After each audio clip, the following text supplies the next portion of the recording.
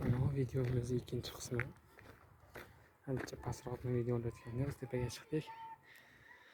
Alhamdulillah, bu go'zallikni qarang. Ko'rganda ko'zingiz quvnaydi. Toza havo tangida deganlaridek mana. Ham toza havo, ham ziyorat, ham ibodat, ham tijorat. Ya'ni hamma tomonlama plyusimiz bor, alhamdulillah. Bu go'zallikni qarang. Qaysidir Yevropa davlatlaridan qolishadigan joyi yo'q. O'tgan safar Ashitdan nima qildik, video qildik.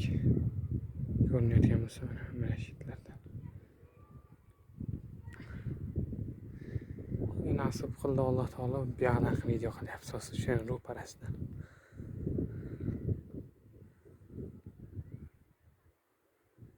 Go'zallikni qarang.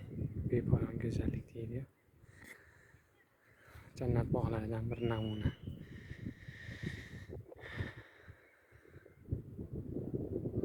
Alhamdulillah, shunaqa joylarda tug'ilib o'sib, mo'min musulmon bo'lib, o'lib o'sganimizga Allohga hamdlar bo'lsin. Mana bunday go'zal joylarda tug'ilib katta bo'ldik. Alhamdulillah, Allohimga behisob shukrlar bo'lsin. O'ziga o'zining husni jamolichalik hamdu sanolar. Payg'ambarimiz Muhammad Mustafa sallallohu alayhi vasallamga durud va salovatlar bo'lsin.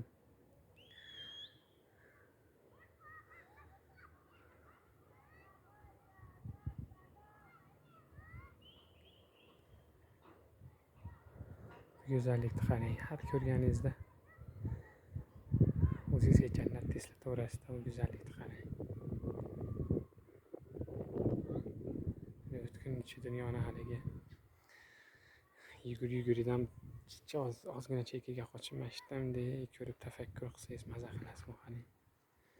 Chunki mana bu purvaqor tog'larni ko'ryapmiz. Mana o'zimiz qaysidir kichkinaroq tog'ning ustida turibmiz. Ketaveradi shunaqasiga baland bo'lib, mana. So'xda asosiy daryosining nima suvlari ashdan oqib keladi-da. Xullas, juda ham baland. Qarang. Ana Shveysariyadan qolishadigan joy yo'q. Endi afsuski adashmasam yer Qirg'izistonga tegishli. Oldin yarmi O'zbekistonga tegishli bo'lgan joylar. Shunaqa gaplar. 7ga qiyomat soati boshlanganda mana shu biz ko'rib turib hayratlanayotgan mana shu tog'larimiz titilgan yungga o'xshab haligi osmonda uchib turadi. Osmonda uchib yuradi haligi qiyomatning dahshatidan.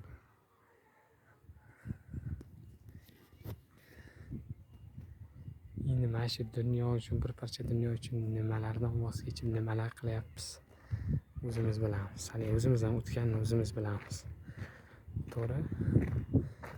Dunyoni bizni yaratgan Robbimiz dunyoni obod qiladi. Yerda o'zimni xalifamni yaratyapman.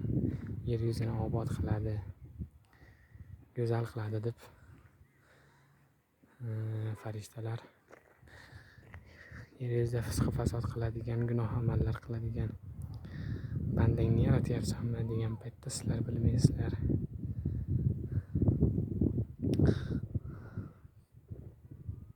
Odam alayhissalomni mana shu zurriyotlari Odam alayhissalomdan boshlab Odam alayhissalomdan boshlab buyog'i endi qiyomatgacha keladigan ummatlari mana shu dunyoni obod qiladi.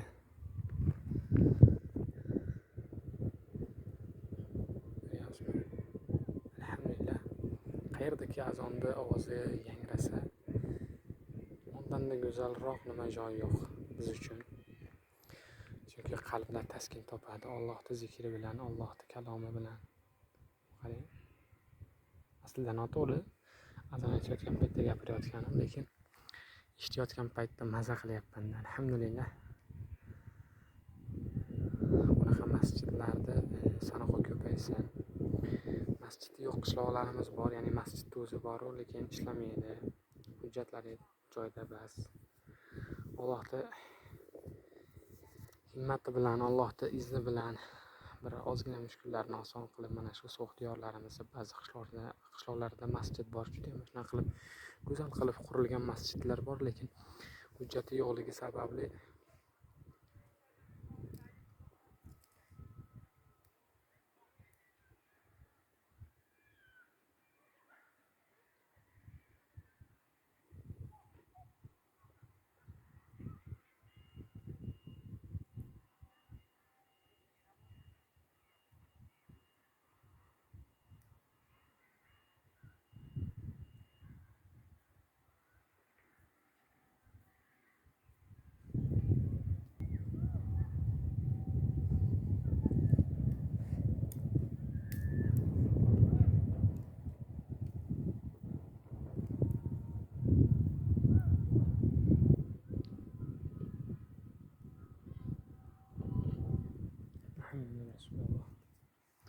Allohumma robba hozihi da'vati innaka tuhlihun sovg'ashasti bilan boshlab.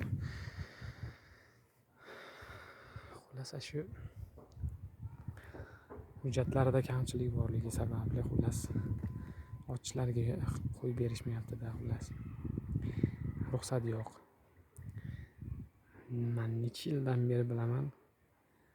Misol uchun fakt bilan bo'ladigan bo'lsa, Lembor degan qishlog'imiz bor. Devayron Umbara. Juda ham go'zal masjidlarni qurishgan, juda ham ajoyib. Ko'rsangiz maza qilasizda. Allohning bayti shunchalik obod bo'libdi, go'zal bo'libdi deb xursand bo'lasiz. Afsuski, ruxsat berishmayapti. Yugur qilishyapti, ruxsat yo'q ochgani.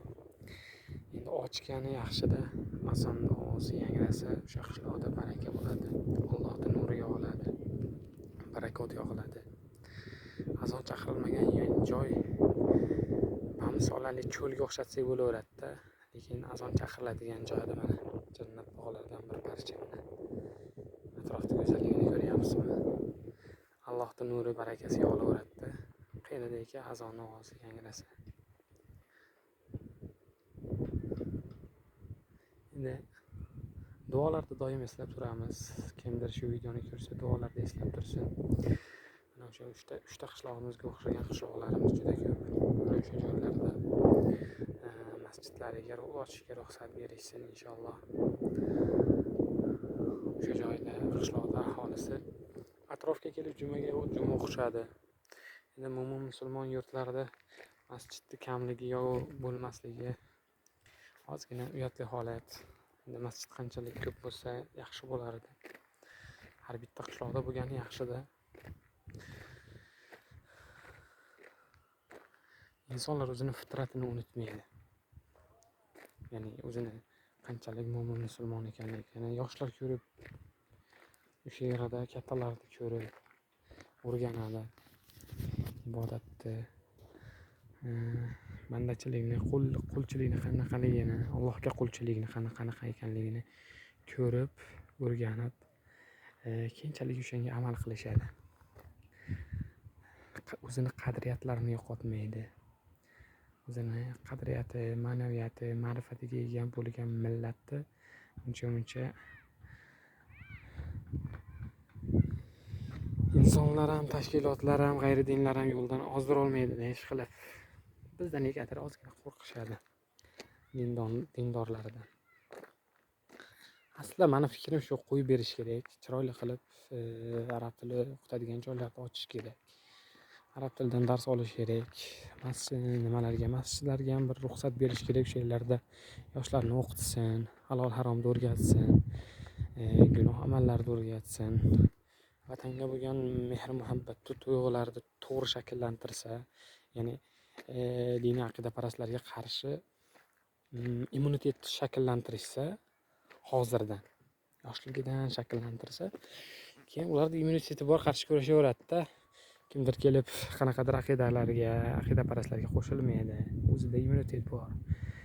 O'zi hadisda, Qur'onda, nafaqat hadisi qudusiyda, hadisi sahih Buxoriyda,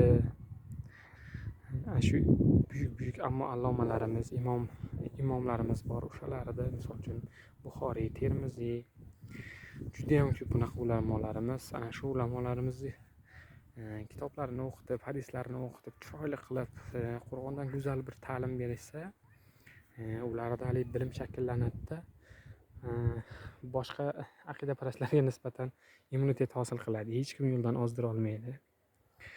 Ham amal qilib, ham diniy ilmini zo'r o'rganish kerak, ham dunyoviy ilmni zo'r o'rganish kerak. Nimaga? Faqat diniy ilmni o'rganib, dunyoviy ilmga e'tibor qaratmaydigan bo'lsak, biz baribir g'ayri dinlardan orqada qolaveramiz. Ikkalasini ham chiroyli qilib o'rganib, amal qilib, o'zimiz hayotimizga tatbiq qiladigan bo'lsak, inshaalloh Allohning izni bilan hamma tomonlama o'samiz. Juda ham yuksak marralarga o'sib ketamiz. Chunki biz muhtojmiz ilmga. Ilmni juda go'zal qilib o'rganib, davlatimizni taraqqiyoti uchun, davlatimizni, shu jonajon vatanimizni qo'riqlash uchun ham, himoya qilish uchun ham, yuksaltirish uchun ham hamma tomonlama, ham diniy, ham dunyoviy ilmlarga muhtojmiz. Inshaalloh biz kuchayadigan, yaxshi tomonga o'zgaradigan millatimiz, davlatimiz. Inshaalloh birlashib ham ilm o'rganib, hamma tomonlama o'ssak, inshaalloh davlatimiz bundan-da taraqqiy etgan, juda ham go'zal bir kelaversa Amerikadan oldinga o'tib ketadigan bir go'zal davlatga aylanadi jonajon O'zbekistonimiz. Fikrlardagi xatoliklar uchun oldin uzr so'raymiz. Alloh taolo hammamizni olimi bo amallardan qilsin. Ilm o'rganishlikda sobit qadam qilsin, ibodatda, itoatda, zikrida sobit qadam qilsin. O'zi rozi bo'ladigan amallarni bajarishlikni Alloh azza va jalla nasib qilsin. Sog' bo'lasizlar, salomat bo'lasizlar, Allohga omonatsizlar. Assalomu alaykum va rahmatullohi va barakatuhu va atubu ilayh. So'xda kutib qolamiz, bexacholat kelaveringlar. Inshaalloh mehmon bo'lib ketasizlar. Dunyoni qayerdan bo'lsalaring ham, nafaqat O'zbekiston, butun dunyodan farqi yo'q, kutib qolamiz. Kelaverasizlar. Mehmondorchilikka doimo tayyormiz. Doimo hozirimiz deydi-yu. Kelaverasizlar, sog' bo'lasizlar.